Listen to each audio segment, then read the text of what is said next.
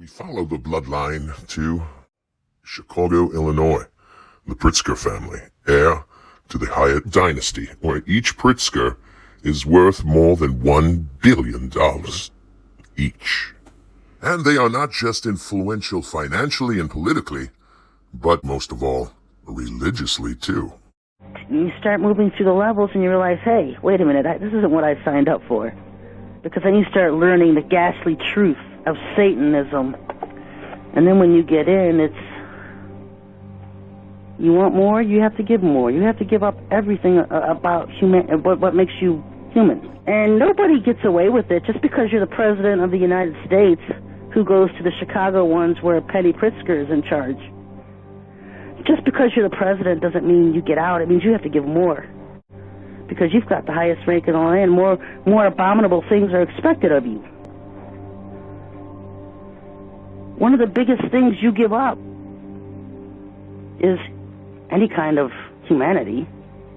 It's nothing but about humiliation and degradation, rituals, sacrificing babies, drinking blood, being forced to have, if you're married, adulterous relationships because all of them are forced into adultery. You're married to him. Satanists have their own services that mock Christian services. Top story tonight, a satanic holiday display making a reappearance under the Capitol Dome in Springfield. That's right. News Channel 20's Jacob Emerson working for you tonight to explain reactions to that display. Jacob? That's right, John and Stacy. The Satanic Temple of Illinois making a return to the Capitol building this afternoon for a third year to install a satanic holiday display right here in the Capitol Rotunda. Thanks, Jacob. The Satanic Temple of Illinois says that they invited Bishop Thomas Peprocki of the Springfield Diocese to participate in the installation of their display. He declined their offer.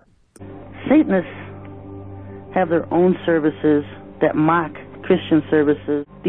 These groups are huge. There could be 100, 200 people at a gathering. They meet on estates in Petty Pritzker's mansions, often on a Friday or Saturday night for rituals. They have these rituals where they bring in animals. And this weekend, pretty much all the groups had donkeys. And they force all the members to have sexual relations, bestiality with the donkey.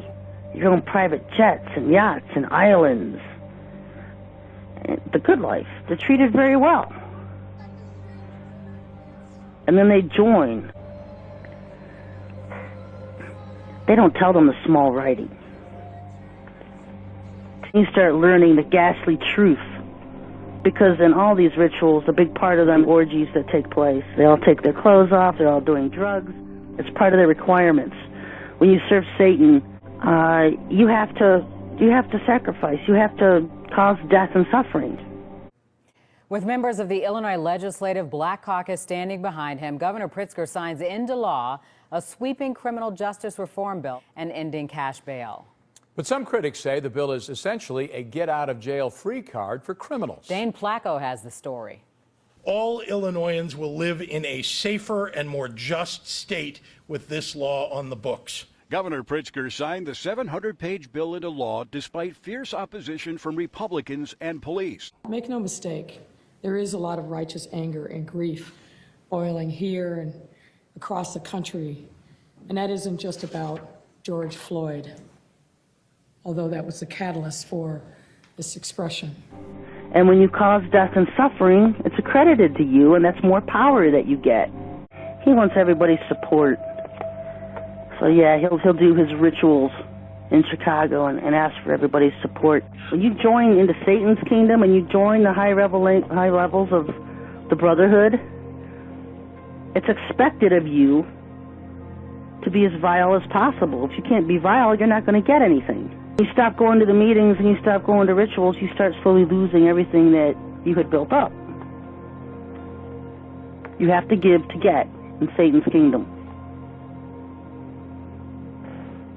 If your ultimate goal is to be famous, then you're going to do a lot to get there, like sign your name in blood in a contract with the devil.